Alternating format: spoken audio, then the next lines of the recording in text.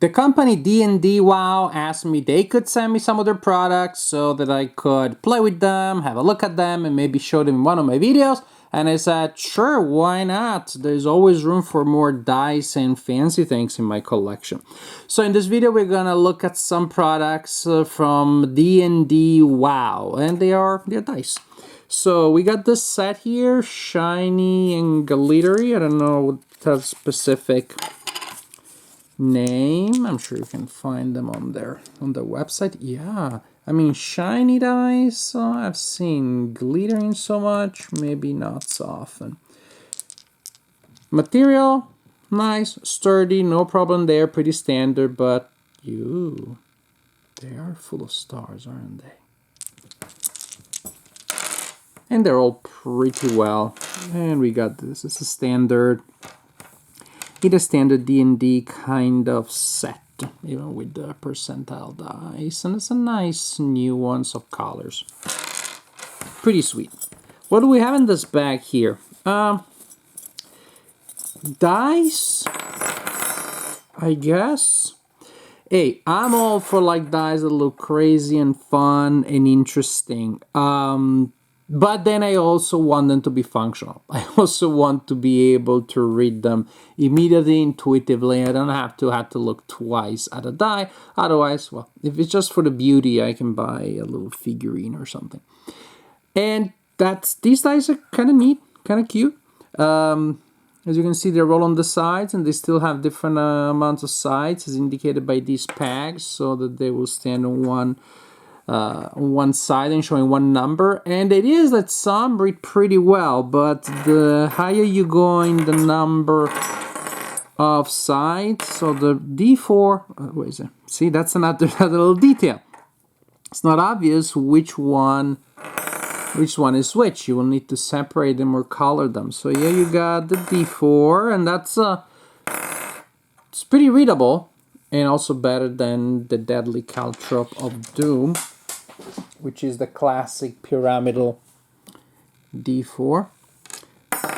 But again, as we go up in number of sides, then I have to, I don't know, I have to check. That's an 8, an 18. Oh, is that 15? I don't, practically these look cool, but at least for some of the D20, I guess this is a D12 maybe, I don't think I will ever actually use them or replace, the traditional ones with that. I need to be able to read the dice immediately and intuitively. So these ones, I don't know how they're called. The bag didn't say anything like that. Fun looking, fun to roll, but not good dice in my humble opinion. Then we got the glow dice. The glow dice, which I guess it's what it says. Let's test if they glow. They do glow. So you come with that bag that you saw there. You got a little baggie to store them later. And I charged, using the light on my phone, this one. So yeah, they do glow. They're not lying about that.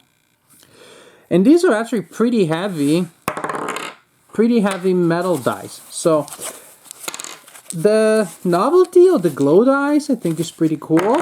But also, if you want to charge them, it means you'll leave them out all day in a sunny day, and then from time to time you'll go and change the orientation to make sure that all sides are charged. Because remember, I charged that one, but I only charge one side, and then I don't know how you could charge each side for the glow unless you're putting what to me is possibly a disproportionate amount of preparation work just to get your dice to glow. Unless you're gonna play a special RPG in Titan in the Dark, then I guess there are LED dice these days. But this is what these dice are. They glow. Incidentally, I find them pretty neat. Just fairly simple, but fairly impressive metal dice. Impressive in the sense they have a nice presence. So for a steampunk kind of game, diesel punk maybe, I think I may just enjoy them regardless of the glowing factor. So this is for the glow dice. And we got two more things that they sent me to show you, and I kept them for last because these are truly impressive. These are oversized, really neat D20s. Look at this guy. Look at this guy. Tentacles everywhere. The little bosses that here on the corners that help the die roll and then stop, looking like Cthulhu's head with tentacles coming out. It's heavy metal, total beauty. And yes, this is what I want for my deluxe dice, something that looks really stunning and absolutely remains perfectly readable, because I can tell that 5, I don't have to look too many times, I can tell that 18. It rolls like a dice, it works like a die, and it's as beautiful and impressive as a little sculpture. Super happy, super impressed with this one.